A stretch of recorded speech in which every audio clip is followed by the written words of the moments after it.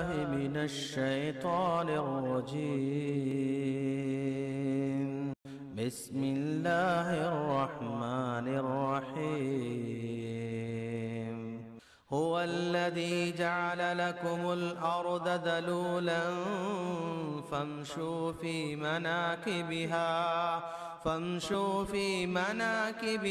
وكلوا من رزقه وإليه النشور. آمنتم من في السماء أن يخسف بكم الأرض فإذا هي تمور أم أمنتم من في السماء أن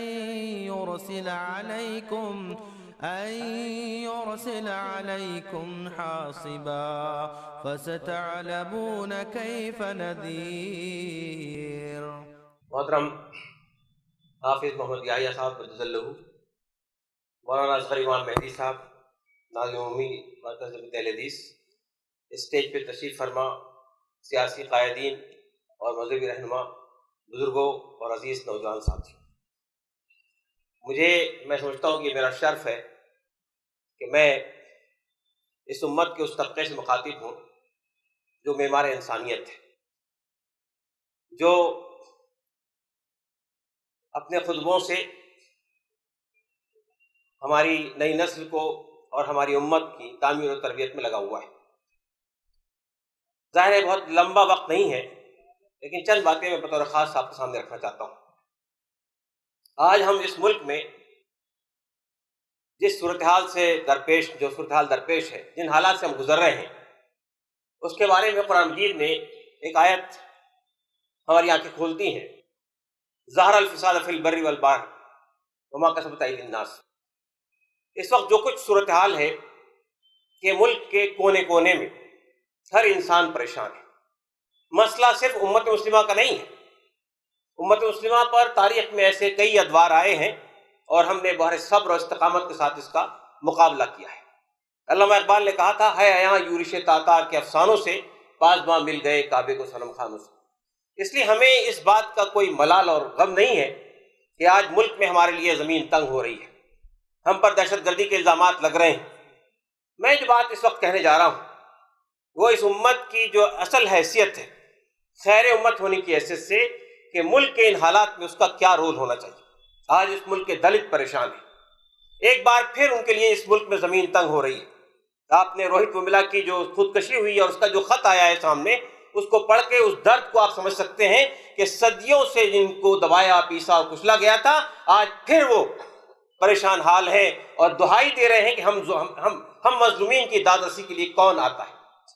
آج اس ملک کے ادیباسی پریشان ہیں، ان پر مئوات کے الزامات لگ رہے ہیں، آج مسلمانوں پہ آتنکواد کے الزامات لگ رہے ہیں، آج اس ملک کے کسان پریشان ہیں، آج اس ملک کے مزدور پریشان ہیں۔ جس قسم کی پالیسیاں یہ حکومت اپنا رہی ہے اس نے پورے ملک کو پریشان حالی مبتلا کر رکھا ہے۔ آپ اس ملک کے کاروباریوں سے پوچھ لیجئے، پچھلے 2 سال سے وہ ہاتھ پہ ہاتھ دھرے بیٹھے ہوئے ہیں، پورا ملک پریشانی مبتلا ہے۔ اور مجھے یہ کہتے ہوئے افسوس ہوتا ہے کہ ہمارا یہ خوبصورت ملک، اس ملک کی آدھی آبادی جسے ہم خواتین کہتے ہیں، ہماری مائیں بہنیں اپنی عصمت اور عفت کی حفاظت کے لیے پریشان حال ہیں۔ آپ کو یہ بتانا چاہتا ہوں کہ اس ملک کے جو اعداد و شمار ہیں، انڈین کرائم بیورو کے، یہ بتاتے ہیں کہ ہر 15ویں یعنی ہمارے ملک میں ہر 15ویں منٹ میں ایک خاتون کی عصمت لوٹی جاتی ہے۔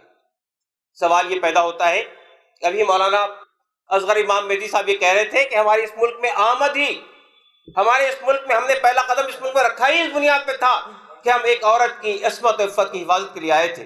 کیا یہ سوال پیدا نہیں ہوتا ہے؟ یہ خیر امت، آج پوری انسانیت آپ کو آواز دے رہی ہے۔ اس ملک کے دلت، اس ملک کے آدیواسی، اس ملک کے غریب، اس ملک کے کسان، اس ملک کے مزدور، اس ملک کی خواتین آواز دے رہی ہے حکومت مسلمہ۔ وہ خیر امت کہاں ہے؟ کیا اس کا کام صرف یہ ہے کہ جب اس پر آفت آئے، جب اس پر ظلم آئے، جب اسے پریشانی مبتلا ہو، اسی وقت آواز اٹھائے؟ یہ ملک ہمارا ملک ہے، اس ملک کی تعمیر، اس ملک کے بنانے سنوارنے میں ہمارا بھی یوگدان ہونا چاہیے۔ ہمیں اپنے چند گنے چنے مسائل سے اونچا اٹھ کر پوری انسانیت کے مسائل کو حل کرنے کے لیے میدان میں آنا چاہیے۔ جس دن آپ اپنے اس فریضے کو انجام دینے کے لیے میدان میں آئیں گے، اس دن اس ملک کے لوگوں کے دل آپ کے لیے کھل جائیں گے۔ میں انہی الفاظ کے ساتھ میں ایک بار پھر یہ کہتے ہوئے کہ اس وقت میں جس کرائسس میں، جس بحران میں یہ ملک مبتلا ہے، چاہے وہ کرائسس موجودہ حکومت کا لائے ہوا ہو، چاہے وہ کرائسس انسانوں کا اپنا پیدا کردہ ہو، جس کے بارے میں قرآن مجید کہہ رہا ہے کہ یہ انسانوں کی اپنی کمائی کی وجہ سے ہے، یہ وقت اس بات کا متقاضی ہے، یہ وقت اس بات کو یاد دلاتا ہے کہ اس امت کو، جو خیر امت ہے، جس کے بارے میں اللہ کے رسول نے فرمایا تھا خیر الناس من ینفع الناس، تم میں بہتر وہ ہے جو انسانوں کے لیے نفع بخش ہے، یہ امت کب انسانوں کے لیے نفع بخش بنے گی؟ کب وہ کھڑے ہوگی کہ ہم کسی پہ ظلم نہیں ہونے دیں گے، کسی پہ ناانصافی نہیں ہوں گی؟ قرآن مجید ہم سے کہتا ہے یا ایھا الذین آمنوا کونوا قوامین بالقسط، اے ایمان لانے والو انصاف کے علمبردار بن کے کھڑے ہو۔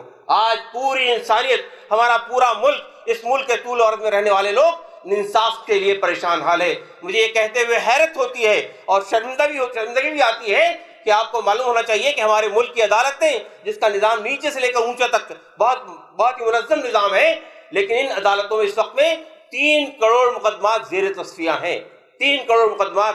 اور ایک سابق چیف جسٹس نے یہ کہا تھا کہ اگر کوئی نیا مقدمہ نہ آئے تو ان مقدموں کے نپٹارے کے لیے 300 سال لگیں گے۔ یہ امت انصاف کے علمبردار ہے، اسے کھڑا ہونا چاہیے اپنے فریضے کو ادائیگی کے لیے۔ جس دن آپ اپنے فریضے کی ادائیگی کھڑا ہو جائیں گے، اس دن یہ انسانیت، یہ ملک آپ کے لیے دامن پھیلا دے گا۔ میں انہی الفاظ سے بات ختم کرتا ہوں۔ وآخر دعوانا الحمدللہ۔